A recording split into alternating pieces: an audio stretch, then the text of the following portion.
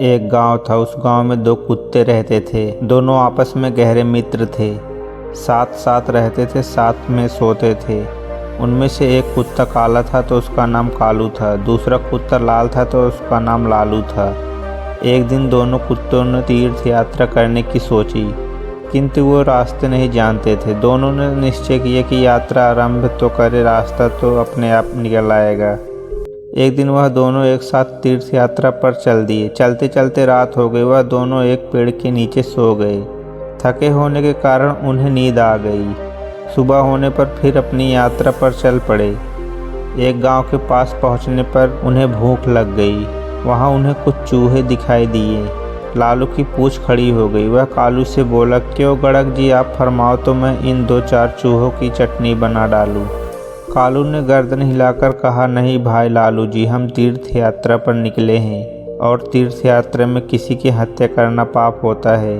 तो आप कोई दूसरा उपाय खोजो जिसमें कोई जीव की हत्या न हो तथा हमें मांस न खाना पड़े। दोनों कुत्ते एक दो राह पर रुक गए। वहां पर एक मंदिर था। कुछ देर रुकने के पश्चात दोनों ने फैसला किया कि अलग अलग दिशा की ओर चलना चाहिए। जिसको जो मिलेगा खा लेगा। एक साथ चलते तो दोनों में से किसी का पेट भी नहीं भरेगा। दोनों कुत्ते अलग अलग दिशा में चल पड़े। चलने से पहले उन्होंने तय कर लिया कि वे आपस आकर इसी स्थान पर मिलेंगे। लालू कुत्ता चलते चलते एक गांव में पहुंचा।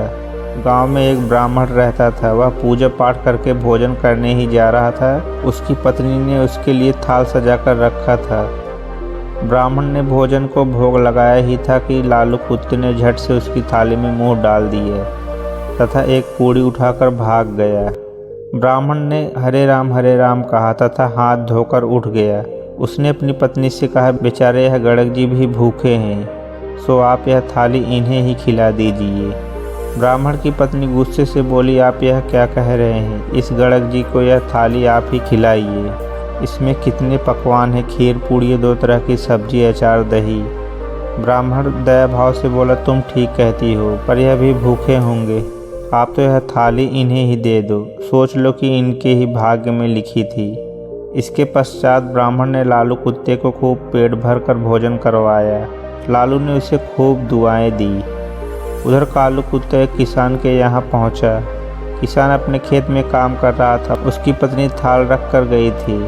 थाली में बाजरे की रोटियां और साग था।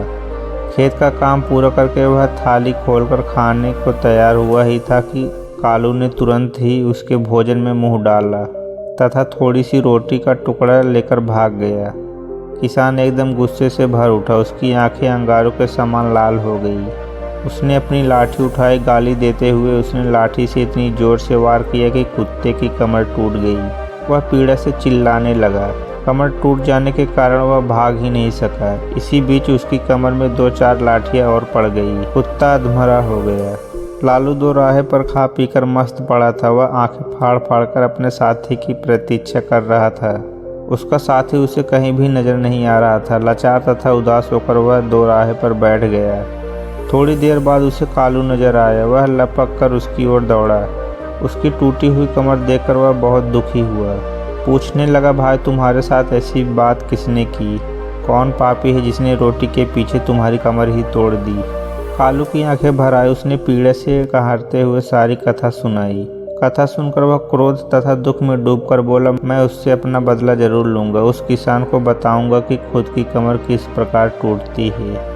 लालू भी कृतज्ञ होकर बोला, मुझे भी उस ब्राह्मण का कर्ज चुकाना है। उसने मुझ पर कितनी कृपा की है। मैं रोम रोम से उसे आशीष देता हूँ।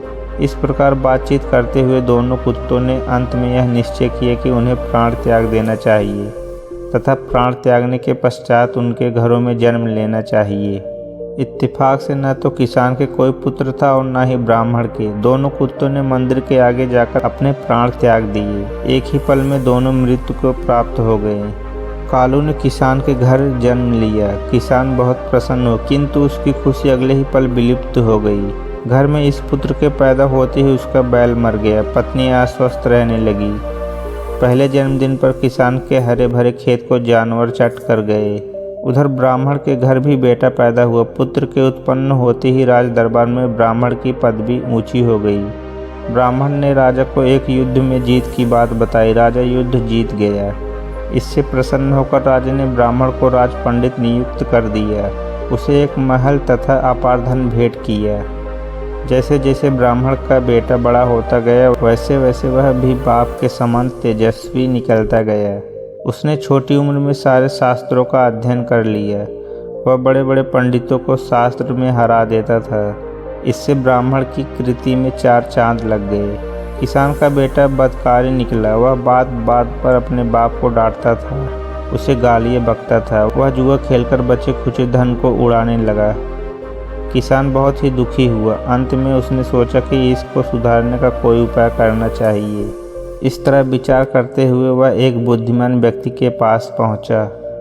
उसने उसके सामने अपनी समस्या रखी तो उस बुद्धिमान व्यक्ति ने उस व्यक्ति से कहा, इस संसार में जो जैसा कर्म करता है उसे वैसा ही फल मिलता है। अगर वीडियो अच्छा लगा हो तो नीचे कमेंट में हमें ज़रूर बताएं। तो मिलते हैं अगले वीडियो में।